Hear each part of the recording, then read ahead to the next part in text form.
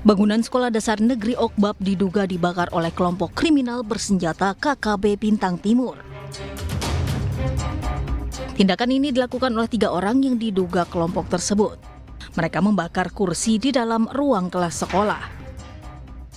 Untuk mengantisipasi terjadinya tindakan serupa, aparat keamanan meningkatkan patroli dan personel di beberapa titik. Tidak ada korban akibat peristiwa ini, namun kerugian ditaksir mencapai ratusan juta rupiah.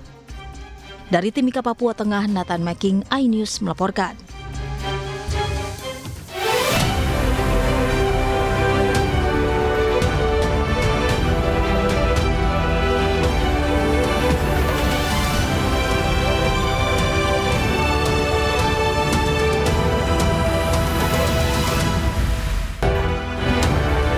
Toko kayu dan kusen di Bekasi Selatan, Jawa Barat ludes terbakar.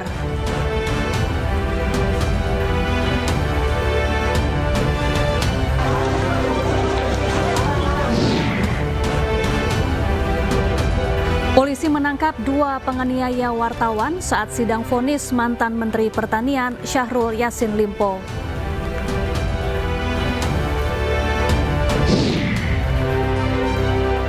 Usai bebas, Peggy Setiawan mendapat hadiah sepeda motor dari seorang pengusaha durian asal Tasikmalaya, Jawa Barat.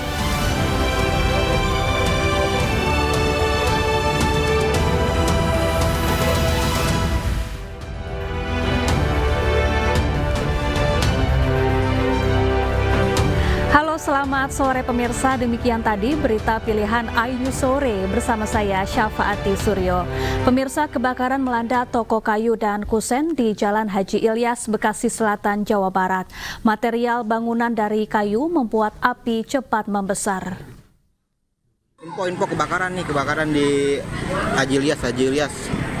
Toko kusen. Warga di kawasan Jalan Haji Ilyas panik saat melihat asap tebal dan api yang semakin membesar di bangunan belakang rumah mereka.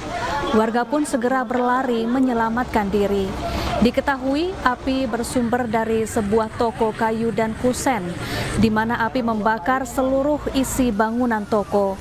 Kayu-kayu yang terbakar membuat api nyaris merambat ke bangunan lain di sekitarnya. Petugas damkar yang tiba segera mengarahkan selang ke titik pusat api. Api akhirnya berhasil dipadamkan. Tidak ada korban jiwa dalam insiden ini.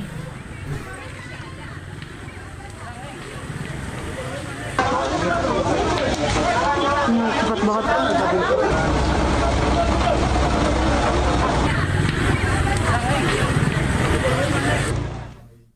Kita beralih ke informasi lain, pemirsa. 3 tersangka pembakar rumah wartawan Sempurna Pasaribu terancam hukuman mati. Hukuman mati bisa saja menjerat para pelaku usai keluarga korban melayangkan laporan baru ke Mapolda Sumatera Utara.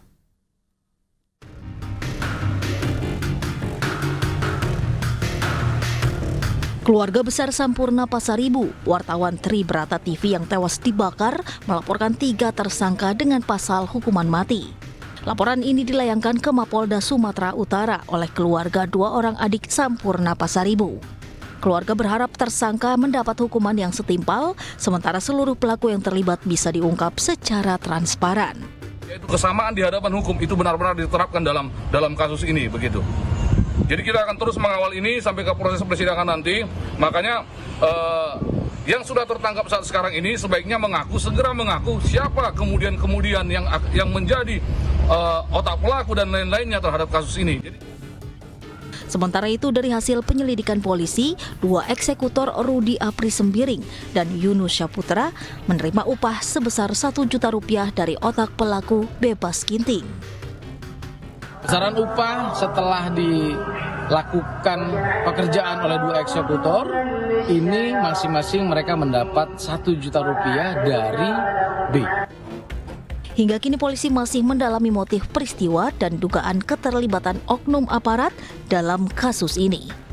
Dari Medan, Sumatera Utara, Aminur Rasid, iNews melaporkan. Ya, keluarga wartawan Tribrata TV Sempurna Pasaribu meminta kasus pembakaran rumah yang menewaskan 4 orang sebagai pembunuhan berencana. Keluarga korban juga melaporkan dugaan keterlibatan oknum aparat yang disebut sempat mengancam korban.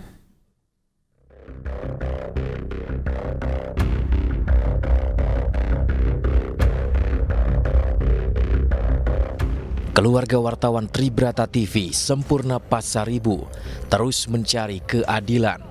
Jumat lalu, putra sulung Sempurna Pasaribu ditemani kuasa hukumnya mendatangi markas pusat pos militer Angkatan Darat atau Puspom AD di Jakarta. Mereka melaporkan dugaan keterlibatan oknum TNI AD berpangkat Koptu berinisial HB dalam kasus pembakaran rumah yang menewaskan 4 orang. Kalau almarhum Pasaribu itu sempat meminta perlindungan kepada pihak polisian, yaitu Kasatreskrim Polres Tanah-Karo, begitu. Ada juga percakapan kalau tentang adanya telepon beberapa kali dari yang kita laporkan ini, terduganya itu yang keterlibatan anggota TNI itu kepada Pimretnya untuk melakukan take down pemerintahan yang sebelumnya dilakukan. Ada 3 kali telepon, nggak diangkat, terus dibalas, tolong untuk dihapuskan, kira-kira begitu di percakapan itu dari Pimret. Menurut kita, tim KKJ, sikap Panglima mungkin itu terlalu dini ya, dan itu memang harus kita klarifikasi kan begitu, bahwasanya kita menduga dari KKJ dan LBH menduga adanya keterlibatan TNI. Jadi dengan bukti-bukti yang kita bawa tadi, dengan adanya data dari saksi-saksi yang kita dapat, dan begitu, ini yang meyakinkan korban untuk melapor ke Puspamat Angkatan Darat untuk mencari keadilan. Sementara itu, Panglima TNI Jenderal Agus Subianto membantah keterlibatan anak buahnya dalam kasus pembakaran rumah wartawan. Saya rasa dari Polri sudah mengatasi yang rumah wartawan dibakar sudah diatasi oleh Polri. Tapi ada keterlibatan dari anggota TNI, prajurit atau nggak ada. Sebelumnya, rumah dan warung milik wartawan Tribrata TV Sempurna Pasaribu di Karo, Sumatera Utara dibakar pada Kamis dini hari akhir Juni lalu. Sempurna Pasaribu beserta istri, anak, dan cucunya tewas dalam kebakaran ini.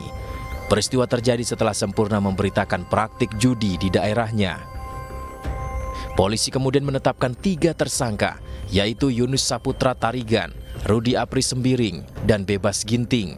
Namun polisi masih terus mengembangkan kasus ini untuk mengungkap motif dan kemungkinan keterlibatan pihak lain. Tim Liputan iNews melaporkan. Pemirsa, polisi menangkap 2 penganiaya wartawan saat sidang putusan mantan Menteri Pertanian Syahrul Yassin Limpo. Kedua pelaku yang juga merusak kamera korban sudah ditahan.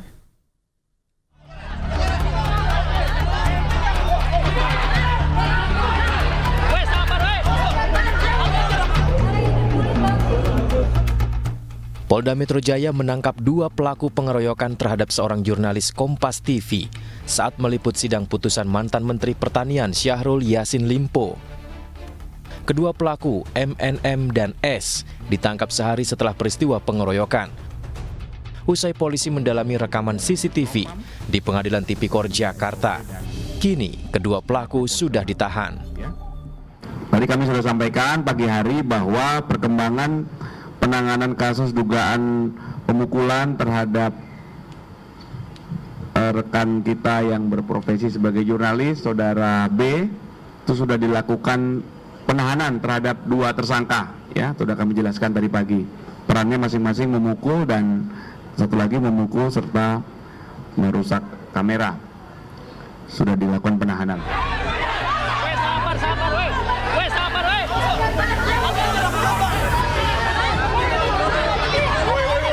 Sebelumnya kericuhan terjadi usai sidang vonis SYL Kamis pekan lalu. Sejumlah wartawan bersitegang dengan pendukung SYL yang berada di lokasi persidangan. Kericuhan terjadi saat SYL hendak keluar dari ruang sidang. Para wartawan yang tengah bekerja merekam gambar dan mewawancarai SYL didorong oleh massa pendukung SYL hingga terjatuh. Kemudian dugaan penganiayaan terhadap seorang jurnalis pun terjadi. Selain itu, peralatan peliputan rusak. Kita beralih ke informasi lain pemirsa, usai bebas dan kembali ke kampung halaman, mantan tersangka pembunuhan Vina, Peggy Setiawan banjir hadiah.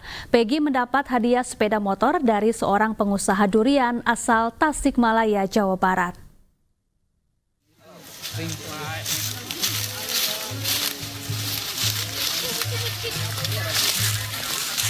Setelah dinyatakan bebas dan kembali ke kampung halaman di Cirebon, Jawa Barat, mantan tersangka pembunuhan Vina, Peggy Setiawan, terus didatangi warga. Mereka ingin bertemu langsung dengan Peggy untuk mengucapkan selamat dan berfoto bersama. Ini motornya dan ini surat-suratnya BPKB sampai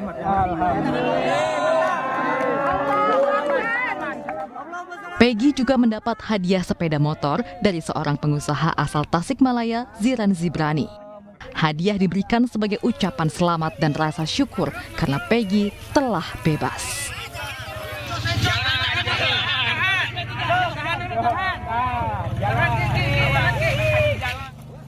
Peggy pun mengaku senang dan akan menggunakan sepeda motor ini untuk keperluan sehari-hari.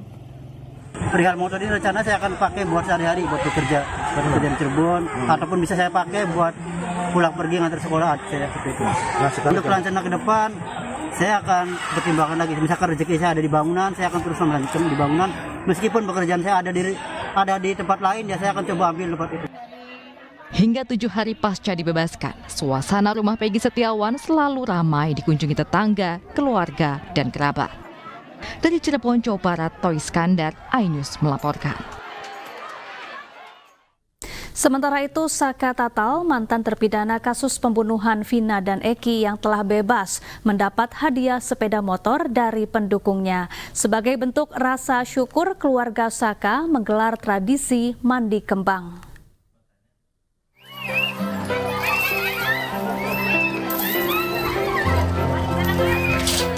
Beginilah puluhan ibu dan anak yang berebut uang receh yang digelar di rumah Saka Tatal di Cirebon, Jawa Barat. Tak hanya membagikan uang receh, keluarga Saka Tatal juga memandikan 1 buah sepeda motor dengan air kembang. Ternyata itu adalah tradisi yang dilakukan oleh Saka Tatal dan keluarga sebagai ungkapan rasa syukur setelah Saka Tatal mendapatkan hadiah sepeda motor dari pendukungnya, seorang pengusaha buah durian yang mengikuti kasusnya.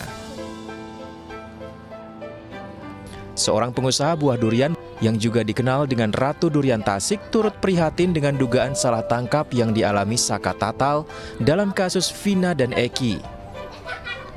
Pengusaha tersebut mengaku mengikuti kasusnya melalui media sosial. Saka Tatal sendiri tak menyangka ada yang peduli dan percaya setelah berbagai tuduhan dan penahanan yang dialaminya. Senang, awalnya juga saya gak nyangka bakal ada kejutan kayak gini, nggak tahu sebenarnya.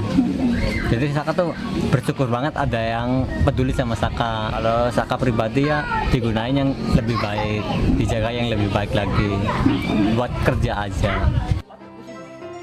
Saka Tatal saat ini tengah berjuang untuk mengajukan peninjauan kembali atas kasus Vina dan Eki yang sempat menjeratnya. Tim Liputan iNews melaporkan. Ya, mantan terpidana kasus pembunuhan Vina, Saka Tatal meminta Deddy Mulyadi untuk bersaksi dalam sidang peninjauan kembali atau PK pada 24 Juli mendatang. Pihaknya yakin kesaksian Deddy akan menjadi bukti baru untuk membuktikan dirinya tidak bersalah.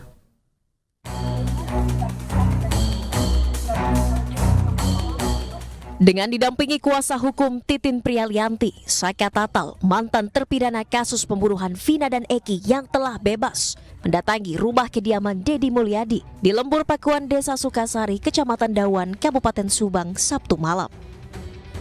Kedatangan Saka Tatal untuk meminta Deddy Mulyadi menjadi saksi dalam persidangan peninjauan kembali atau PK pada 24 Juli mendatang. Kuasa hukum berharap keterangan Deddy Mulyadi yang telah membuka fakta serta bertemu dengan para saksi kasus pembunuhan Vina dan Eki bisa menjadi novum atau bukti baru di persidangan. juga ada tokoh-tokoh masyarakat, terutama Pak Deddy Mulyadi, yang sejak awal menelusuri kebenaran peristiwa tersebut. Pak Deddy dengan nyaman bisa berkomunikasi dengan saksi-saksi yang dulu dihadirkan di persidangan dan tetap diarahkan pada BAP, tetapi ketika bicara dengan Pak Deddy semuanya terungkap.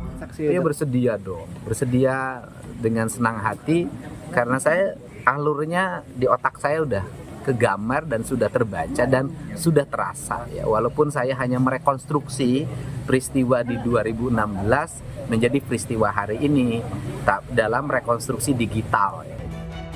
Dari Cirebon, Jawa Barat, Toy Iskandar, iNews melaporkan. Pra-peradilan Peggy dikabulkan, saksi kunci dalam kasus pembunuhan Vina dan Eki malah menghilang. iNews Sore segera kembali dengan informasi selengkapnya.